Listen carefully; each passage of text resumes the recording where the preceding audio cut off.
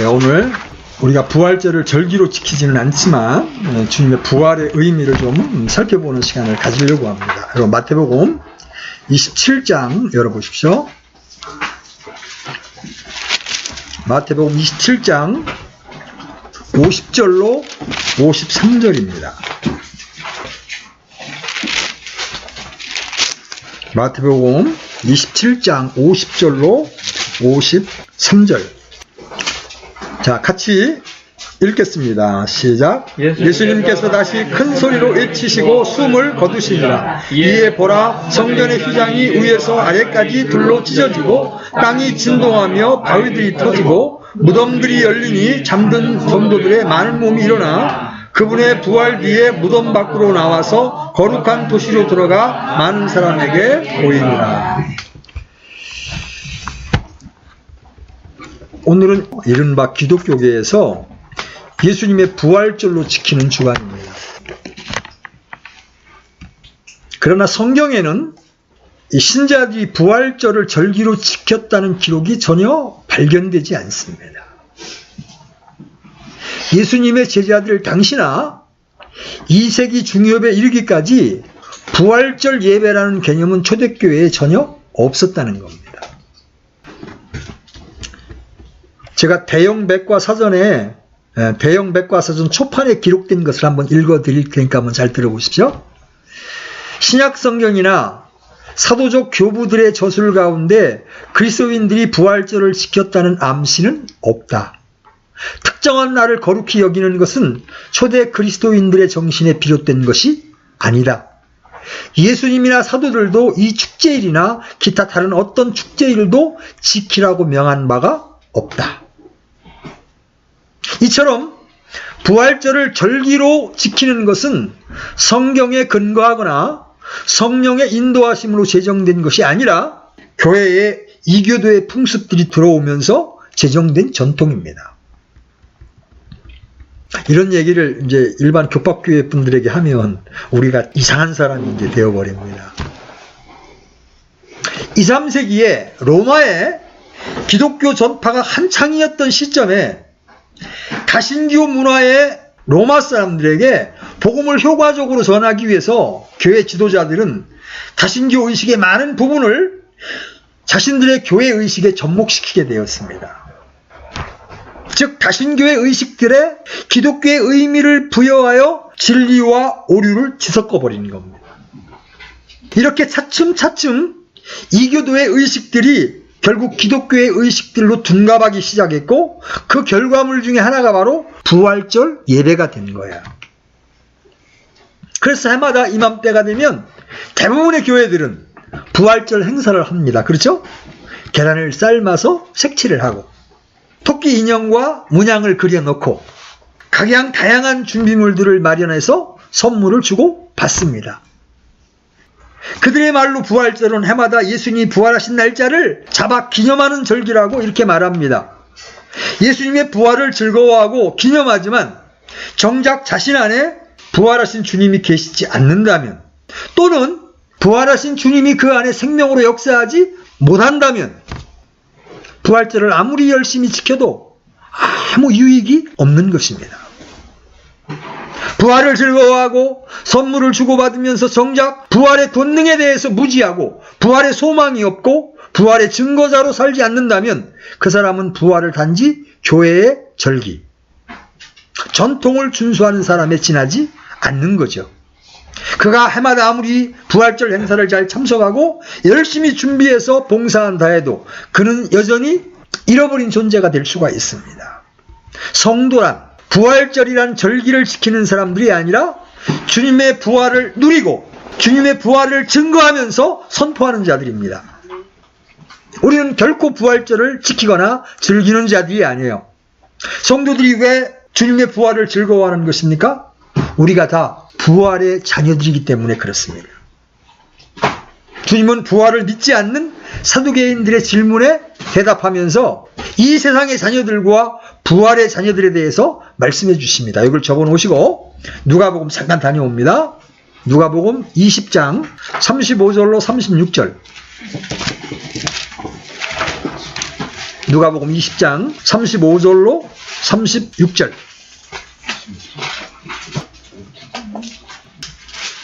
같이 읽습니다. 시작.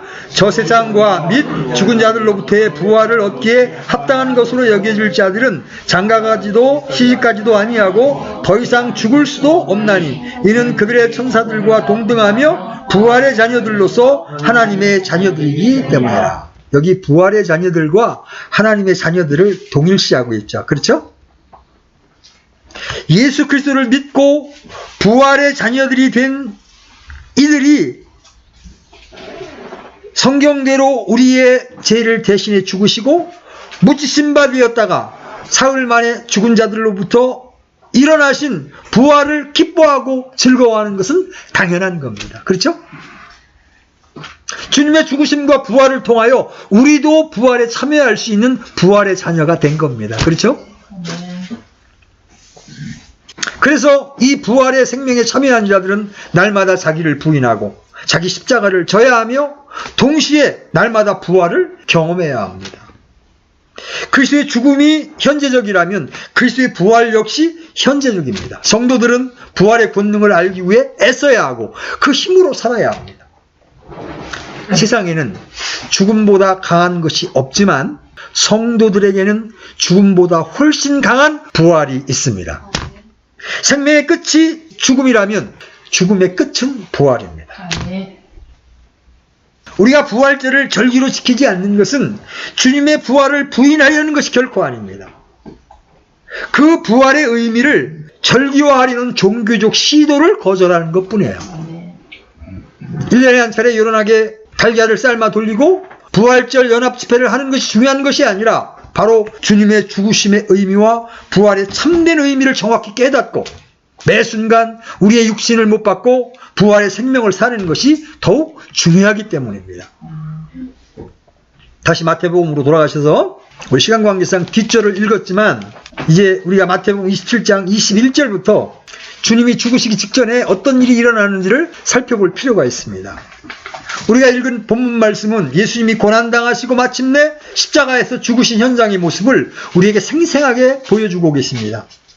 자, 21절에서 23절 여러분이 눈으로 읽으십시오. 군중들은 예수님을 십자가에 못 박아 죽이라고 아우성칩니다. 그를 십자가에 못 박아라! 계속 총독 빌라도에게 계속 요청합니다. 왜냐하면 이 예수님이 누군지를 그들은 알아볼 수가 없었기 때문에 그렇습니다. 그뿐입니까? 정치가인 총독 빌라도는 이 여론에 굴복하여 예수님을 채찍질하고 십자가에 못 박히도록 넘겨줍니다. 26절에 그 말씀이 나오죠. 그리고 현장에 모여있던 로마 병정들, 군중들, 그리고 당시 종교 지도자들이 온갖 짓으로 예수님을 괴롭히고 있습니다. 그들은 예수님을 끌고 갑니다. 군중 앞에서 옷을 벗겨버립니다. 가시로 왕관을 만들어 씌워놓고 조롱을 퍼붓습니다. 유대인의 왕이요 만세! 네가 왕이라며 그러면서 조롱을 합니다. 그리고 그 예수님의 얼굴에 침을 뱉습니다. 쥐어주었던 갈대를 빼앗아 머리를 칩니다. 그리고 그 앞에 무릎 꿇고 앉아서 비웃으며 빈정댑니다. 28절로 31절이 그 장면입니다. 그런 다음에 극악무도한 살인자나 강도를 죽이는 십자가에 예수님을 못 박아 매달았습니다. 옷을 벗겨 제비 뽑아 나누고 앉아서 지키고 있습니다. 35절로 36절이 그 말씀이에요. 그리고 마지막 자존심까지도 깔아뭉개는 온갖 희롱을 다 퍼붓고 있습니다. 지나가는 구경꾼들도 머리를 흔들면서 모욕을 합니다. 39절로 40절. 내가 만일 하나님의 아들이거든 십자가에서 내려오라. 너 하나님의 아들이라며 왜 십자가에 달려있니? 이렇게 지금 조롱을 합니다. 수제사장들과 서기관들과 장로들도 가만히 있지를 않습니다. 지금 십자가에서 내려와라. 그러면 우리가 그를 믿겠다. 근데 여기서 끝나면 괜찮아. 여러분 44절로 내려와 보세요. 44절. 같이 한번 읽어봐요. 그분과 함께 십자가에 못 박힌 강도 들고 같은 말로 그분을 욕하더라고. 예수님이 가운데 십자가에 달리시고 양쪽에 행악자들이 강도들이 예수님 옆에 십자가에 달렸는데 자기 죄 때문에 십자가에 달린 강도들도 예수님을 욕하고 조롱합니다.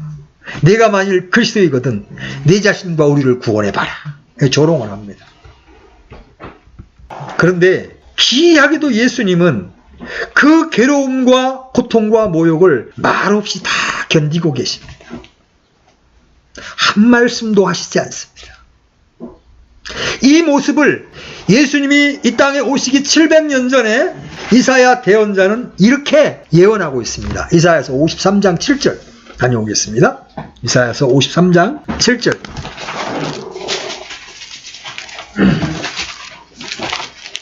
이사야서 53장 7절 같이 읽습니다. 시작. 그가 학대를 당하고 고난을 당하였어도 자기 입을 열지 아니하였으며 도살장으로 향하는 어린 양같이 끌려가며 털 깎는 자 앞에서 잠잠한 양같이 자기 입을 열지 아니하는구나. 진통제 역할을 하는 쓸개 섞은 식초를 마시게 하지만 그것마저도 거절하시고 스스로 고통을 당하고 계십니다. 왜 그래요? 맑은 정신으로 그 고통과 저주를 친히 맛보셔야 했기 때문에 그렇습니다. 여러분, 예수님은 하나님이시고 초인적인 능력을 가지고 계시기 때문에 이런 고통을 아무렇지 않게 잘 견뎌낼 수 있다고 생각하지 마십시오. 그 고통이 얼마나 철저하고 극심했는지 마태복음 27장 46절에서 예수님이 십자가에 달린 채 절규하며 말씀을 토해내고 있습니다. 46절 보세요. 같이 읽습니다. 시작. 9시쯤에 예수님께서 큰 소리로 외쳐 이르시되 엘리 엘리 라마 사박다니 하시니 이것은 곧 나의 하나님이여 나의 하나님이여 어찌하여 나를 버리셨나이까 라는 말이라. 이것은 어떤 의미에서 예수님의 비명소리요 신음소리라고 할 수 있습니다. 육체의 고통과 십자가에 온몸이 찢기는 이 육체의 고통과 더불어 죄와 저주가 되신 혼이 당하는 고통의 극치에서 토해내는 예수님의 절규인 겁니다. 그러나 그 절규에도 하나님은 침묵하십니다. 그 후에 예수님은 다시 크게 소리를 지르고 십자가에 죽으셨습니다. 50절 보십시오. 50절. 예수님께서 다시 큰 소리로 외치고 숨을 거두시니라. 다 이루었다. 십자가의 죽으심으로 하나님의 구원 계획을 완성하신 겁니다. 우리가 아까 불렀던 찬송 가운데 그런 찬송이 있었죠? 우리 구원 다 이루셨네. 여러분 어떻습니까?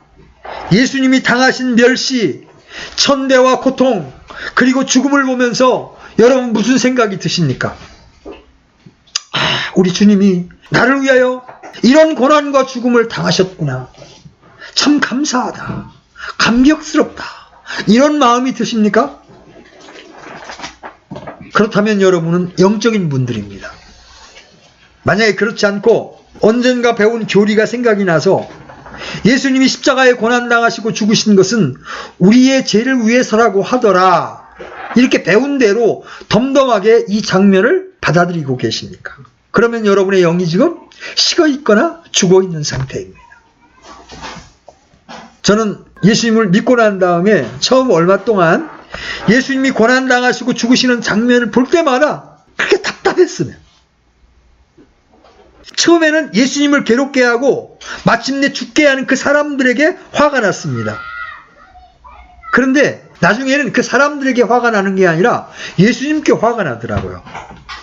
예수님이 하나님의 아들이신데 정면으로 부정을 당하고 있고 오히려 저런 꼴이가 되고 있는데 예수님은 아무 대책도 없이 마냥 십자가에 매달려 있다는 사실이 너무나 화가 나는 겁니다. 로마 병정들이 입을 놀리죠? 유대인의 왕 만세. 사람들이 예수님 앞에서 고개를 흔들면서 혀를 차면서 빈정댑니다. 내가 하나님의 아들이거든 십자가에서 내려와 보라. 46년에 걸쳐 지은 성전을 헐고 사흘 만에 짓는다는 친구야, 내가 만일 하나님의 아들이거든 너를 구원하고 십자가에서 내려오라. 이렇게 비웃고 있는 겁니다.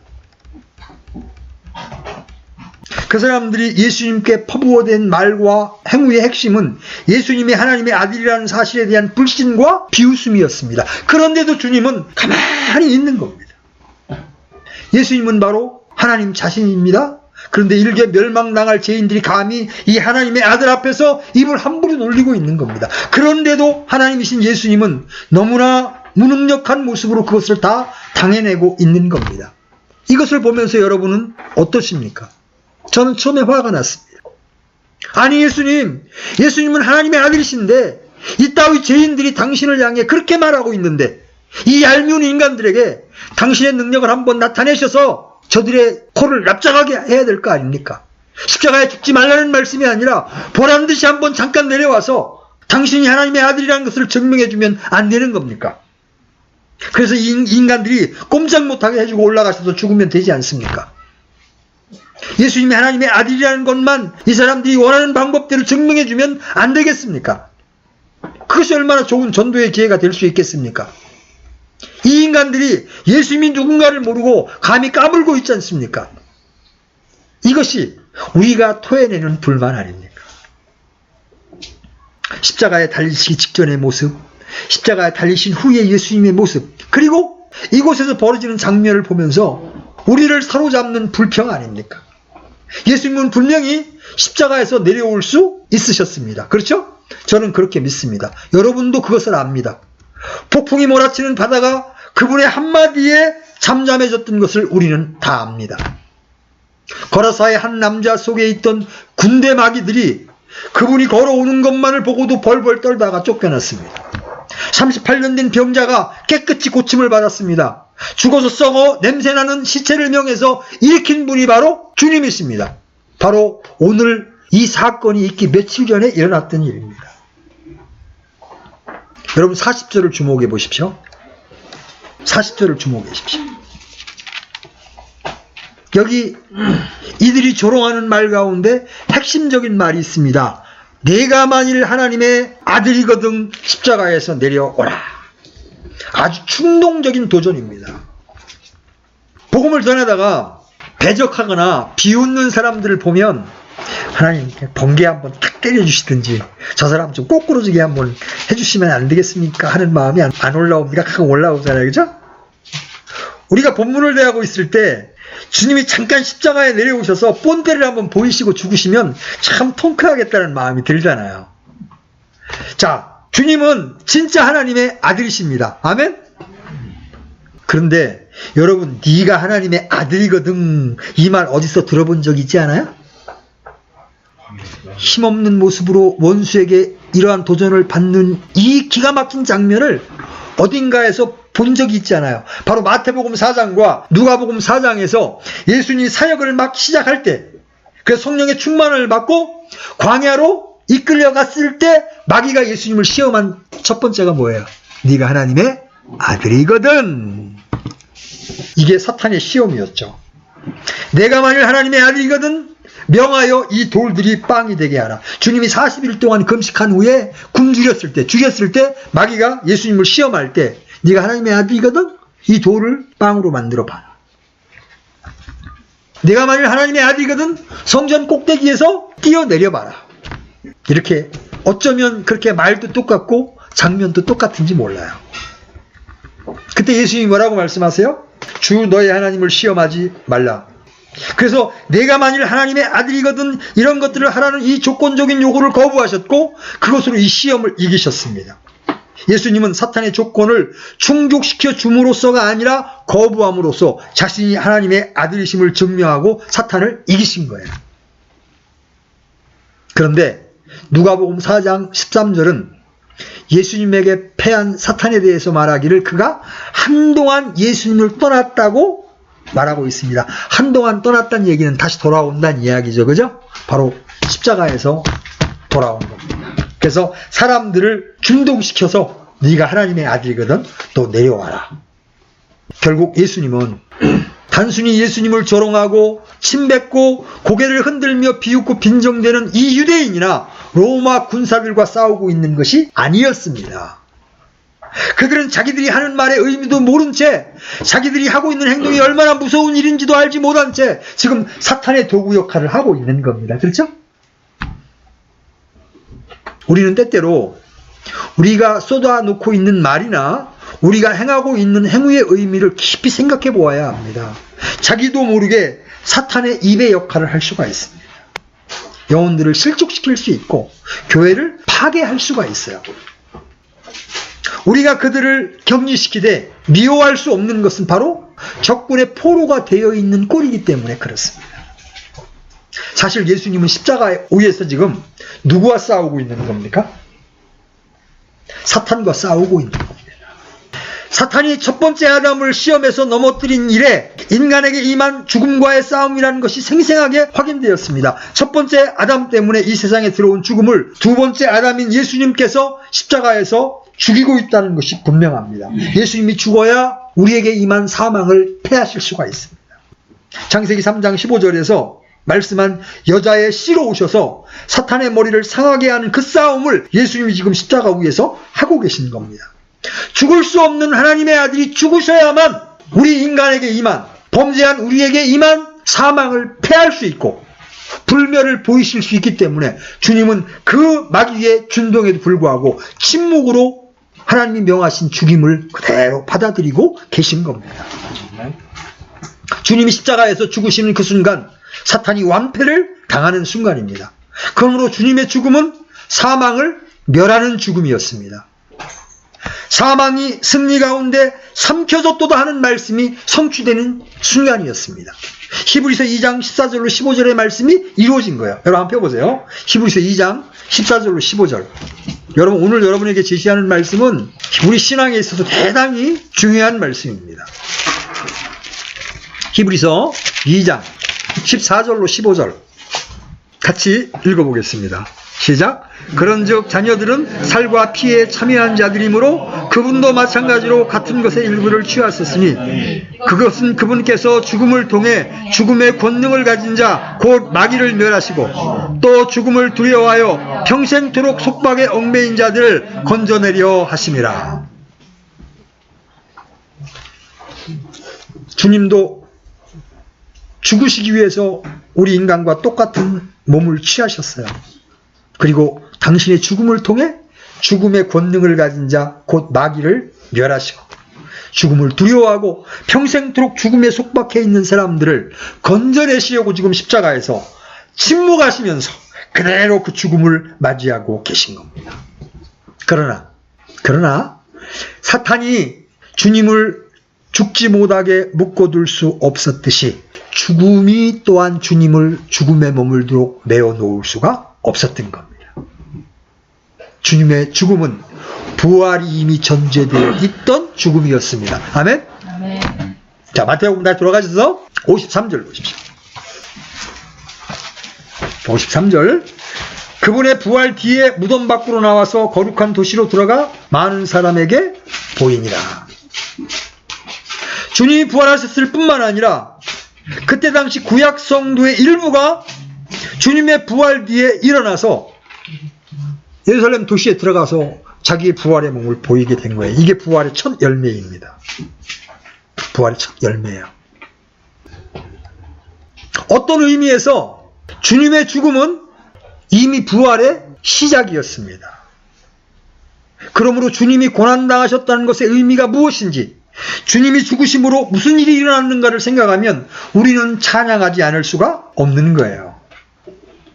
우리가 주님이 고난당하신 고난주간에 초상집에 온 사람처럼 옷을 입어야 하고 웃어도 안 되고 즐거운 낯빛을 해도 안 되는 것이 아니에요. 옛날에 제가 교박교회 다닐 때 이 사순절 고난주간 금요일이면 성금요일이라고 해서 고기도 못 먹게 하더라고요.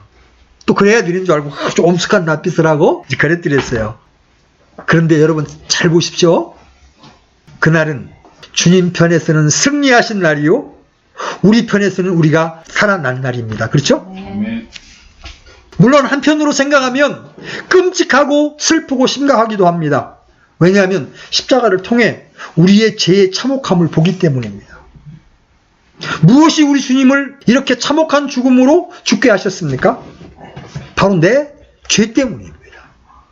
그러나 우리 죄 때문에 죽으셨지만 우리 주님은 사망을 이기고 살아나셨습니다. 사망이 그분을 붙잡지 못했습니다. 이 세상에 존재한 모든 종교의 창시자들은 이 땅에 뼈를 남겼습니다. 석가도, 공자도, 마호메트도 이 땅에 뼈를 남겼습니다. 본인도 죄인이기 때문에 그 죄로 말미암아 죽을 수밖에 없었습니다. 그러나 우리 주님은 우리 죄 때문에 죽으셨지만 그분은 죄가 없는 생명의 주이시기에 사망의 권세를 깨뜨리시고 죽은 지 사흘 만에 살아나신 겁니다. 사망이 그분을 붙잡지 못했습니다. 주님의 죽음은 죽은 채로 머물러 있을 수 없는 하나님의 아들의 죽음이요 부활이 전제되어 있는 죽음이었기 때문입니다. 자, 아까 우리가 보았던 디모데후서 1장 10절 열어보십시오. 디모데후서 1장 10절 다시 한번 읽어보겠습니다. 시작. 이제 우리의 구원자 예수 그리스도의 나타나심으로 분명히 드러났으니 그분께서는 사망을 패하시고 복음을 통해 생명과 죽지 아니함을 밝히 드러내셨느니라. 당신의 죽음을 통해 사망을 패하셨다. 인간에게 임한 사망을 패하셨다. 그래서 그 예수 그리스도를 믿는 순간 죽어도 살겠고, 아멘? 네. 죽어도 살겠고, 살아서 나를 믿는 자는 영원히 죽지 아니하리라. 만약에 주님이 늦게 오시지 않고 우리 살아생전에 오시게 되면 우리는 죽음을 경험하지 않고 홀연히 변화되어서 주님과 영원히 거하게 될 것입니다. 왜냐하면 주님이 사망을 패하셨고, 주님이 사망을 패하신 사실을 믿는 자들에게는 사망을 이길 수 있는 생명이 주어졌기 때문에 그렇습니다. 예수님을 믿는 자에게 주어지는 영원한 생명, 영존하는 생명은 바로 사망을 삼킬 수 있는 능력의 생명이라는 것이죠.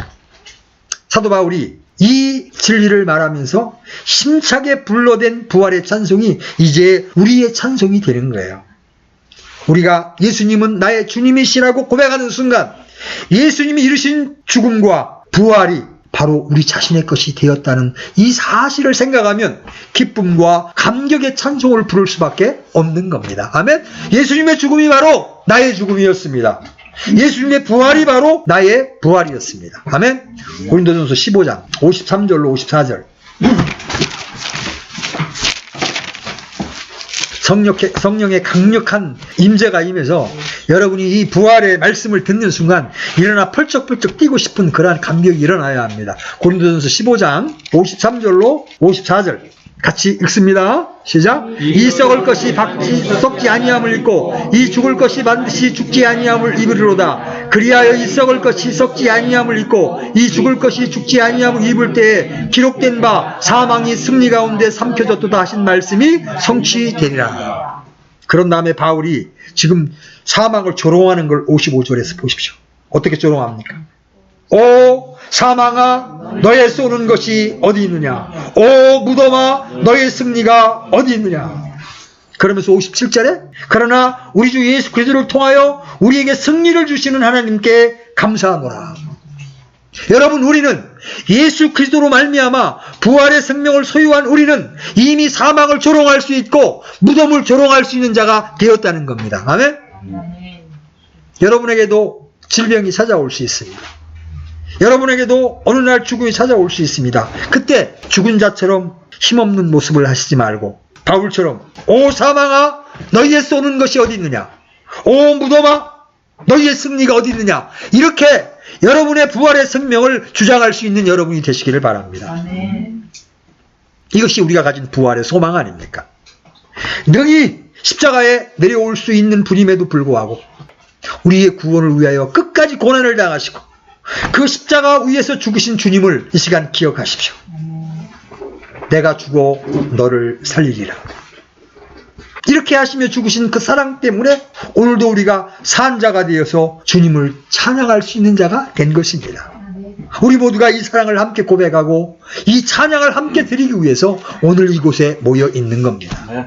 마지막으로 이 주님의 죽으심과 부활이 우리에게 주는 구체적인 유익을 몇 가지 살펴보고 말씀을 마무리하도록 하겠습니다. 주님의 죽으심과 부활이 우리에게 주는 유익이 무엇입니까? 첫째, 우리가 하나님 앞에 의롭다함을 얻게 됩니다. 자, 로마서 4장 25절. 로마서 4장 25절. 같이 읽습니다. 시작. 그분께서는 우리의 범죄로 인하여 넘겨주셨으며 우리의 칭의를 위하여 다시 일으켜 주셨느니라. 주님의 죽음은 우리의 범죄로 인함이고 그분의 부활은 우리의 칭의, 우리 의롭다 하심. 예수 그리스도를 믿는 순간, 그분이 나의 죄를 짊어지셨음을 믿는 순간 우리는 우리의 신분은 하나님 앞에 의롭게 인정을 받는 것입니다. 아멘? 예수님이 부활하시지 않았다면 이 칭의가 우리에게 주어질 수가 없는 거예요. 그리스도께서는 그분의 부활에 의해 죽음을 이기셔서 우리를 이루신 완전함에 우리가 참여할 수 있게 된 겁니다. 우리의 의로는 결코 하나님 앞에 설 수가 없었습니다. 그런데 여기에 하나님의 의가 나타났습니다. 하나님이신 분이 육신을 입고 나타나셔서 인생을 사시되 죽기까지 아버지께 순종하심으로 이 땅의 인간 가운데 유일하게 자신의 의로 하늘에 받아들여지셨습니다. 이것이 바로 요한복음 16장 10절의 말씀이에요. 의에 대하여라 함은 내가 내 아버지께로 가므로 너희가 더 이상 나를 보지 못하기 때문이요. 이 땅의 인간들 가운데 유일하게 자신의 의로 하나님께 받아들여져서 하나님께로 가신 분이 바로 예수 그리스도 우리 주님이십니다. 아멘. 내가 그 예수를 믿는 순간 그분의 의가 나에게 전가되어 하나님은 나를 보고 의롭다고 인정해 주시는 겁니다. 아멘. 이제 이 하나님의 의를 믿음으로 소유한 자들은 하나님 앞에 의롭다함을 얻고 지성소로 나아갈 자격을 얻은 거예요. 아버지 그러면서 얼마든지 하나님 앞에 나아갈 자격을 얻은 겁니다. 자, 두 번째, 예수님의 죽으심과 부활이 우리에게 주는 유익. 두 번째, 우리 안에 사시는 그리스도의 능력으로 우리도 생명의 새로움 가운데 걸을 수 있게 된 거예요. 자, 로마서 6장 4절 펴보십시오. 로마서 6장 4절 같이 읽습니다. 시작. 그러므로 우리가 죽음 안으로 침례를 받아 그분과 함께 묻혔나니 이것은 그리스도께서 아버지의 영광을 힘입어 죽은 자들로부터 일으켜진 것 같이 우리도 생명의 새로움 속에서 걷게 하려 하심이라. 여러분, 오늘날 기독교계 안에 의롭다함을 얻는 것도 분명치 않지만 의롭다함을 얻었다는 무리들 가운데 생명의 새로움 가운데 걷는 사람들을 보기는 극히 힘든다는 겁니다. 여러분, 분명 우리는 뒤에 살펴보겠지만 우리의 몸도 부활할 겁니다. 그러나 이 땅에 사는 동안 주님의 부활이 우리에게 주는 유익이 뭐예요? 생명의 새로움 가운데 걷는 겁니다. 육신을 따라 걷지 아니하고 성령의 능력을 통하여 생명의 새로움 속에 걷는 겁니다. 그래서 성령의 열매를 맺으며 사는 겁니다. 생명의 새로움 속에 걷기 위해서 예수님의 생명이 우리의 죽을 육체 안에 나타나기 위해서 끊임없이 그분의 죽음과 연합해야 합니다. 그래서 로마서 6장 4절에도 우리가 죽음 안으로 침례를 받아 그분과 함께 묻혔나니 그분의 죽음에 내가 연합해야 합니다. 나의 옛사람은 죽었습니다. 나의 옛사람은 이미 주님과 함께 처형되었습니다.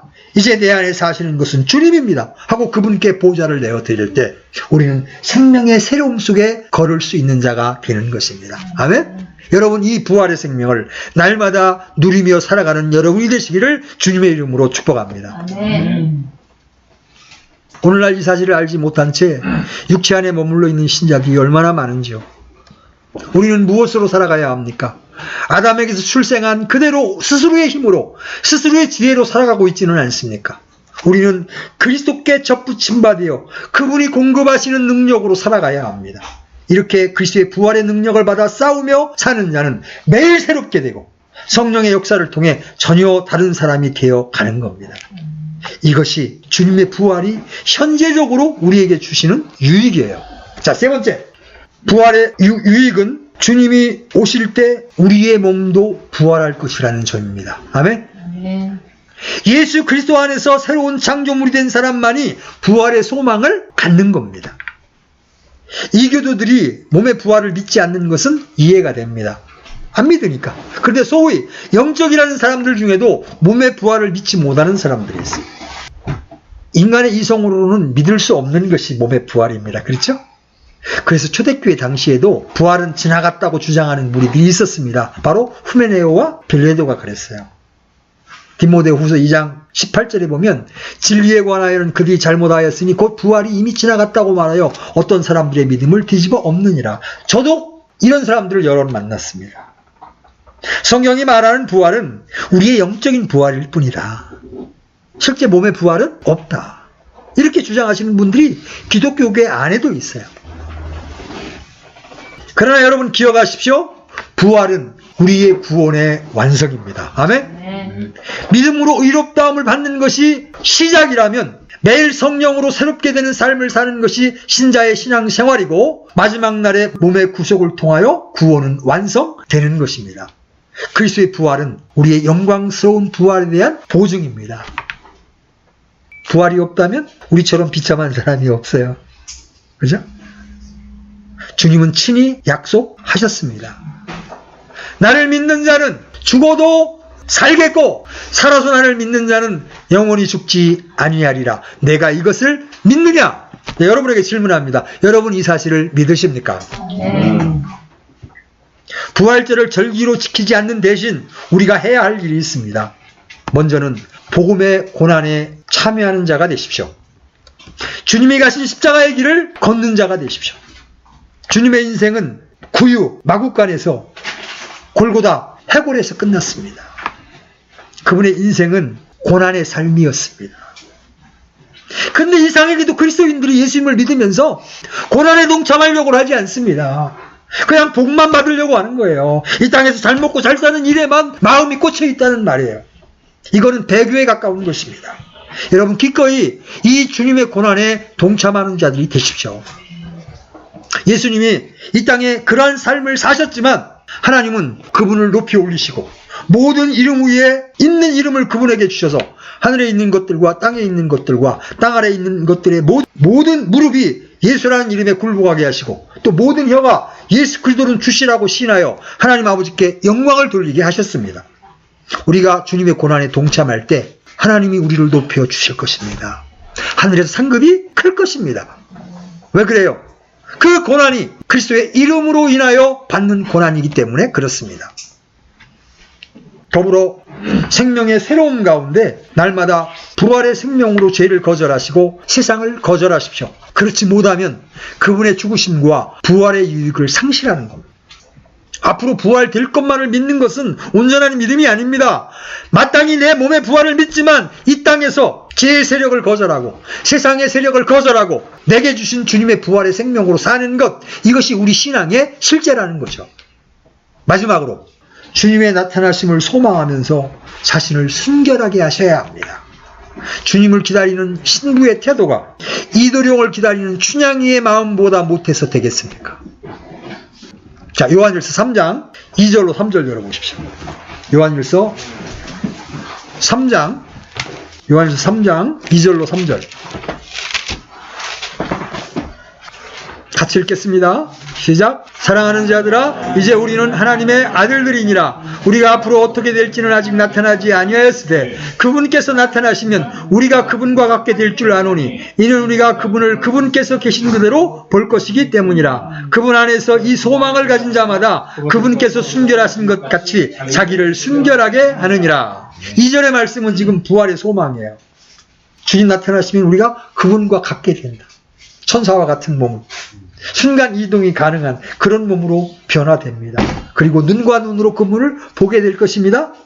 그분 안에서 이러한 소망을 가진 자마다 그분께서 순결하신 것 같이 자기를 순결하게 하느니라. 제가 복음 전할 때마다 춘향전 얘기를 자주 해줍니다. 춘향이가 이 세상의 쾌락을 위해서 변사또의 수청을 들었다면 이도령이 왔을 때 당당하게 자신을 나타낼 수 있겠어요? 감옥에서, 추운 감옥에서 착고에 차인 채 정죄를 지켰기에 이도령이 왔을 때 담대하게 그 앞에 설 수가 있었던 거예요.